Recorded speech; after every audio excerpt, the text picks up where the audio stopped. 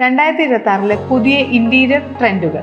Trend 1 warm minimalism. ഇതിൽ കൂടുതലായിട്ടും കാണപ്പെടുന്നത് ന്യൂട്രൽ കളേഴ്സ് ആണ്.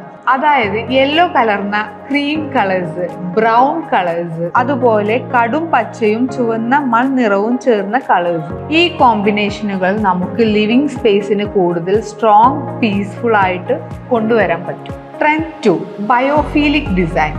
പ്രകൃതിയുമായിട്ട് ഇണങ്ങി വരുന്ന ഡിസൈനുകളാണ് ബയോഫീലിക് ഡിസൈൻ എന്ന് പറയുന്നത്. പ്രകൃതിക്ക് വീടിനകത്ത് മുൻഗണന നൽകുന്ന ഡിസൈനാണ്.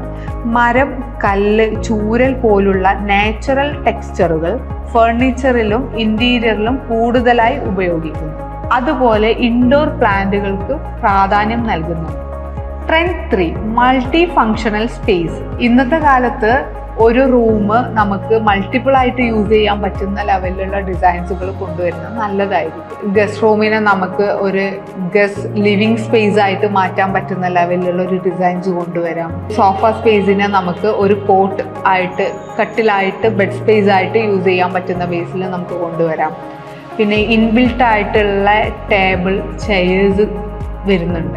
ആവശ്യമുള്ള സമയങ്ങളിൽ ചെയേഴ്സ് വലിക്കാൻ പറ്റുന്ന ബേസിലും, അല്ലാത്ത സമയങ്ങളിൽ സ്പേസിനെ നമുക്ക് കൺട്രോൾ ചെയ്യാൻ പറ്റുന്ന രീതിയിലുള്ള ഫർണിച്ചേഴ്സ് കൊണ്ടുവരാം. ഫോൾഡബിൾ ടൈപ്പിൽ വരുന്ന ടേബിൾസ് ഉണ്ട്. ആവശ്യമുള്ള സമയത്ത് അത് ഫോൾഡ് ചെയ്ത് വെക്കാനും, അല്ലാത്ത സമയങ്ങളിൽ നോർമലായിട്ട് യൂസ് ചെയ്യാൻ പറ്റുന്ന ബേസിലുണ്ട്. ഹിഡൻ സ്റ്റോറുകൾ വരുന്നുണ്ട്. കാണുമ്പോൾ നമുക്ക് അവിടെ ഒരു ഫ്രെയിം ആയിട്ടാണെങ്കിൽ പോലും അത് ഓപ്പൺ ചെയ്താൽ അതിൻ്റെ ഉള്ളിൽ സ്റ്റോറായിട്ട് ചെയ്യാൻ പറ്റുന്ന ബേസിലുള്ള ഡിസൈൻസുകളും കൊണ്ടുവരാം. Trend 4 soft curves. ഷാർപ്പ് കോർണേഴ്സിന് പകരം സോഫ്റ്റ് കേർവ് ആയിട്ട് മാറിയിട്ടുണ്ട്. അതുപോലെ കേർവ് ആയിട്ടുള്ള ഫേർണിച്ചേഴ്സ് വരുന്നുണ്ട്. റൗണ്ടിലുള്ള മിറേഴ്സ്, സ്കൾപ്ചേഴ്സ്, ആർട്ട് ഫ്രെയിംസ്. വീടിന് കൂടുതൽ ഫ്രണ്ട്ലി അറ്റ്മോസ്ഫിയർ നമുക്ക് ഇതിൽ ക്രിയേറ്റ് ചെയ്യാൻ പറ്റുന്നുണ്ട്. Trend 5 smart and subtle tech. Smart technology ഇന്റീരിയറിന്റെ ഭാഗമായി മാറിയിട്ടുണ്ട്. നമ്മുടെ നിയന്ത്രണത്തിലുള്ള smart light, sounds, automatic curtain designs, ഇതെല്ലാം വീടിനൊരു ഭംഗി വർദ്ധിപ്പിക്കാൻ ശ്രമിക്കുന്നു.